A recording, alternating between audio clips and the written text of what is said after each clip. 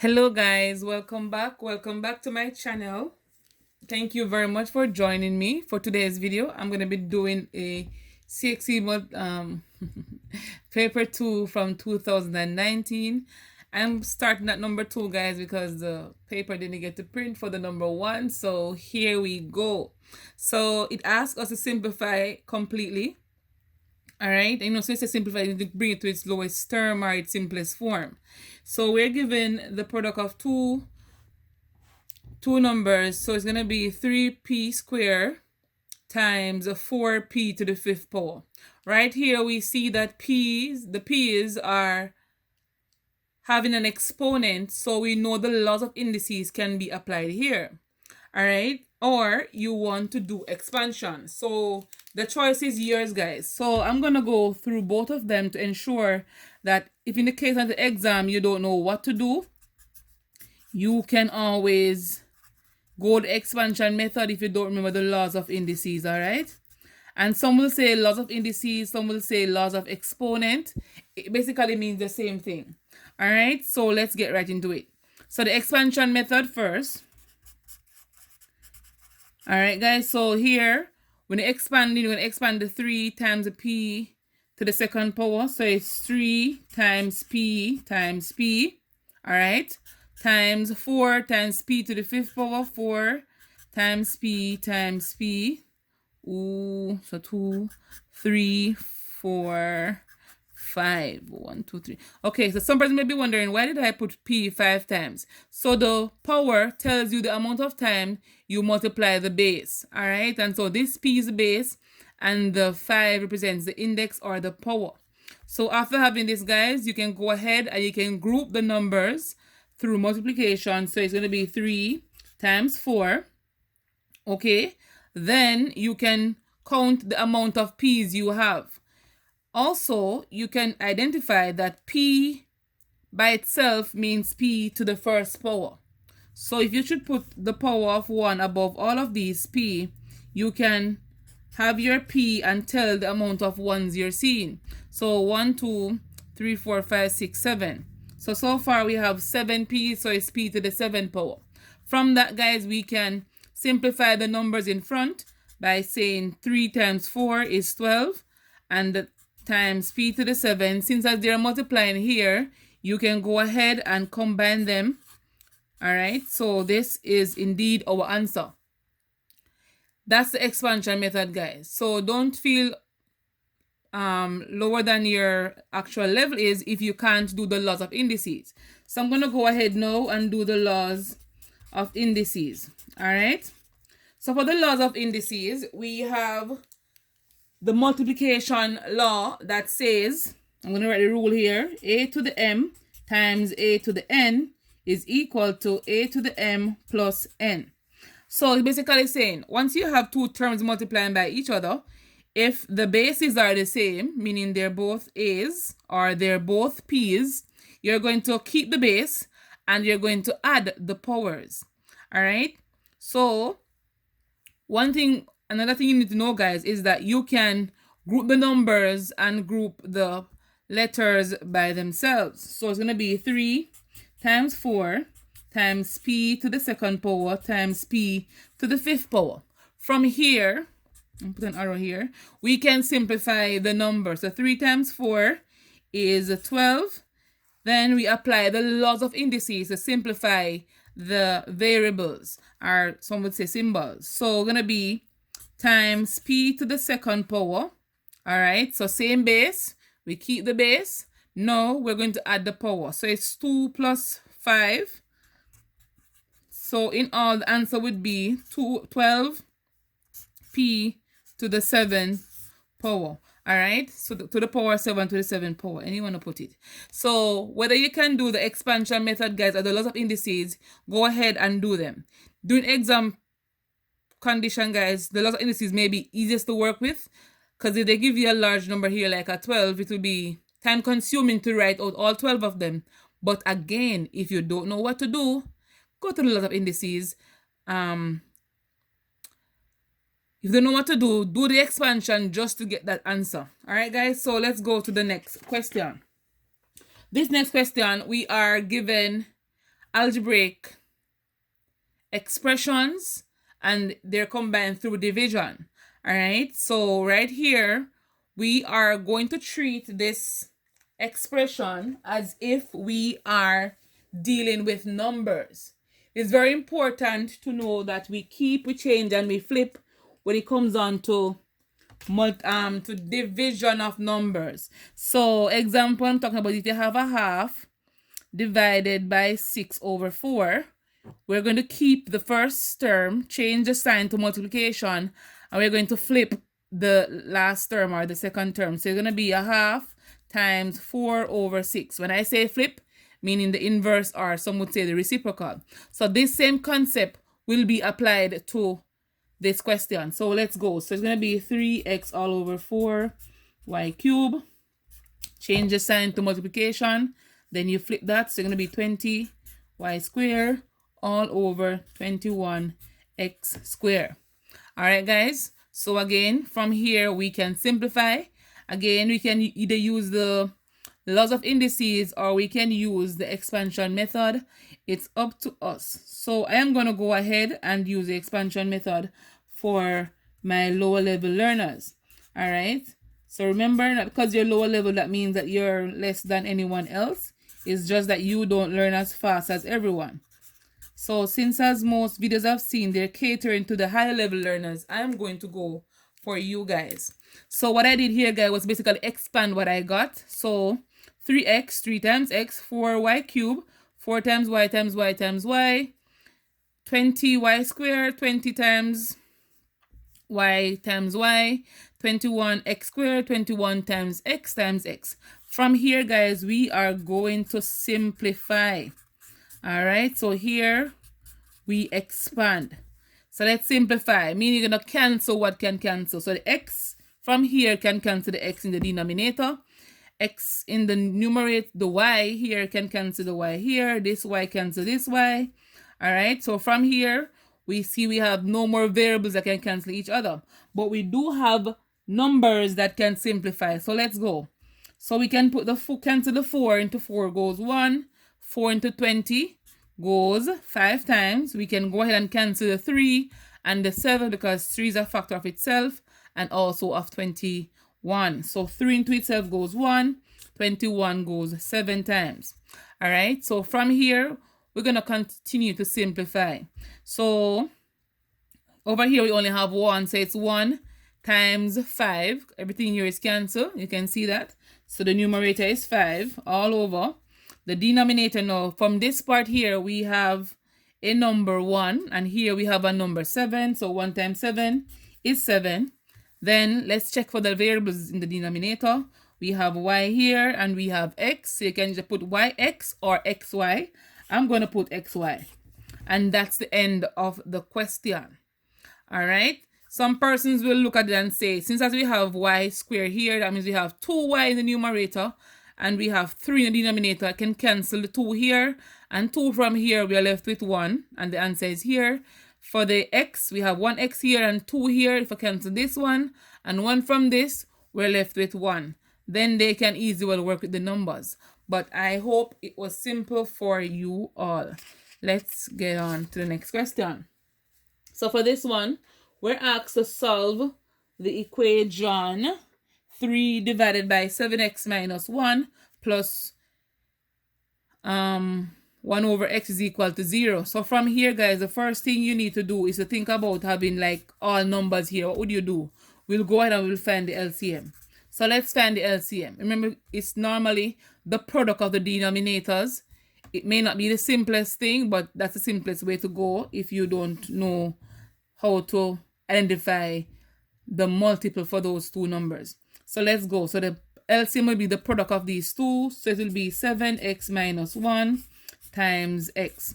All right. From here, we go into the dividing stage where we divide the denominator into the product of the two, and to see what we're left with, then we do the multiplication.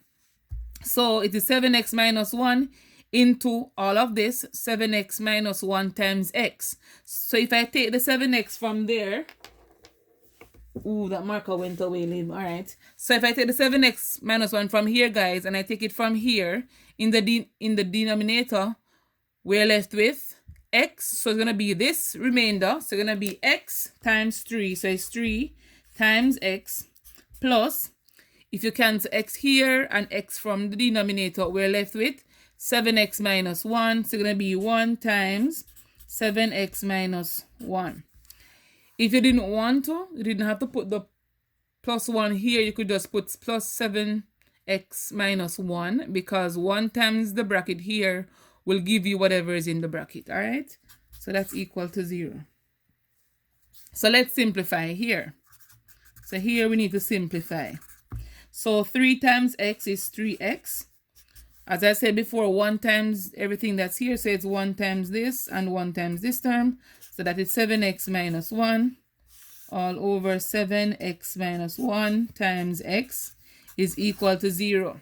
So from here, guys, we can do the multiple step equation now. We can choose to simplify the numerator and then we multiply both sides by the denominator, or we can first multiply both sides by the denominator to cancel it out. All right, so basically you're cross multiplying here, so you can put a 0 over 1 here, and you can do the cross multiplication aspect if you want to. All right, so we can do that, or we can just choose to multiply 7x minus 1 times x by both sides. All right, so I'm going to multiply both sides by 7x minus 1. So multiply this side by 7x minus 1 times x, okay? And the same thing for this side, 7x minus 1 times x. We know that anything times 0 is 0. So on this side, we'll have 0. And this 7x minus 1 times x will cancel with that one. All right, so let's simplify the numerator. So we have 3 plus 7 is 10. So 3x plus 7x is 10x. As we know that these are like terms, so they can be added. Minus 1. From here, we can't add these two, so we're going to have to go ahead and solve for x. So here is 10x minus 1 equals 0. We're going to be adding 1 to both sides because this is a negative 1. So we do the additive inverse. All right, so this cancels this, so we're left with 10x. So 10x is equal to 1. From here, we go ahead and we divide by 10. Why? Because they're multiplying by 10 here, and you need to carry out the opposite operations. You divide by 10. So that cancels. So x is equal to 1 over 10. Having this answer, guys, you can always go back and check to see if what you did is correct by replacing x over 1 over 10 into the given equation. All right, but once you go throughout step by step and you know what you're doing, you don't have to do any check. But in the exam condition, if you have time to check, you can go ahead and do your check. All right. So for the next question, it says, when a number x is multiplied by 2. So here, a number x. So let's say x is the variable they're talking about here. Multiplied, is going to be the multiplication symbol, sign by 2. All right. So that's 2x. So they're saying the result is squared. So whatever, when you multiply x by 2, whatever answer you get, that is going to be squared. So I'm going to bring it down in the lower end here. So x times 2 would be the first aspect there. So they're saying that this result, x times 2 is 2x. So this result is squared. Squared means you're going to put the bracket and the 2 outside. All right. So the result is squared to give a new number y. So the result is, so when I say result is, it means equal to something. So 2x squared is equal to y. We can go ahead and simplify this, guys, by simplifying the bracket here by saying 2 to the second power and x to the second power. So that is 4x squared is equal to y. So if you should simplify this, guys, you will get 4x squared is equal to y for your final answer, and that's it. So they said express y in terms of x, and once you see this, it's basically saying make y the subject. And that means y is equal to something. All right, and we just did it right here. Okay, so there we go for that question. I hope it was clear. So I'm going to read it again. When a number x is multiplied by 2, so x times 2, the result is squared. So whatever it is, you square it, gives a new number, y. And normally in math, guys, the result basically mean equal to something, all right? And is here would mean equal as well, all right? So those are some things you need to know. I hope you understood that part. Let's go to the last question. I'm gonna put this question down here because we're going to have to use it to solve this one as well. So let's go. So part 2 of that question says, determine the two values of x that satisfies the equation y equal x and the equation derived in CI. So the equation derived earlier was y is equal to 4x squared. All right. So once you hear values that satisfies the equation, that means you need to find x is equal to something and x is equal to something. So we need the two values of x. All right. So let's go ahead and write what we know. So they're saying that using the equation y equal x and the one derived above, which is y equal 4x squared, we need to solve for x, guys. And seeing this, we realize that this is a simultaneous equation. All right, it's a simultaneous equation. So from this, we can go ahead and solve it. Here, we can use the substitution method or the equating method. So substitution method, you either make x or y the subject and you replace it into one of the other. So here, we can't use elimination and we can't use, which other one that? Elimination, substitution, graphical. So we can use elimination, guys, because this is not a linear. It's basically a quadratic. And so the substitution method is most appropriate. So substitution method. So let's get into it, guys. That's the method we're going to use. So let y equal something. So before we know that y is equal to x, so we can just put y equal x into the second one. So sub y equal x into y equal 4x squared. That means here, anywhere you see y, you're going to put x. So x is equal to 4x squared. From here, guys, we need to solve. So we need to bring all the x's, or the terms with x on one side. So from here, guys, we can say 0 is equal to 4x squared minus x.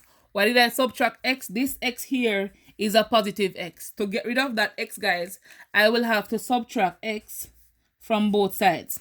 All right, and so that's how I got that. From here, we need to simplify this aspect, and so we have to factorize. Why do we factorize? Because we see that x is common to both terms. So you're going to take out a x, all right? Curly brackets for this one, or parentheses. So x into 4x squared, we're left with 4x. X into negative x, we're left with a negative 1. So from here, guys, we're going to apply the product property rule.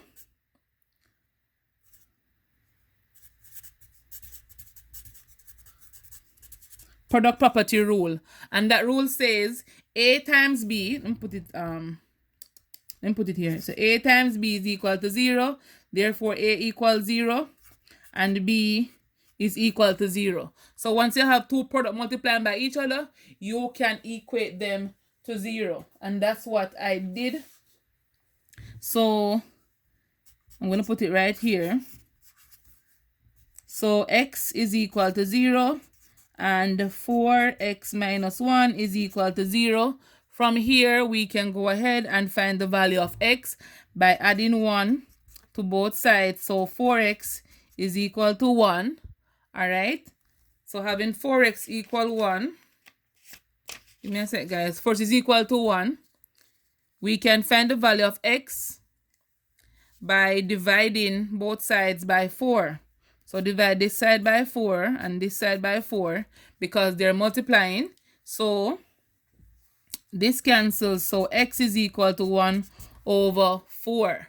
All right. So they asked us earlier for the values of x. So therefore, x equals 0 and x is equal to a quarter. And there you go for your answers, guys. So thank you very much for watching. Remember to like, share, comment, subscribe. Tell me what you think about this video. If I dealt with something that you had a misconception with, what else you want me to be explaining for you, and I'll be happy to do so. Hence, I'll see you on my next video.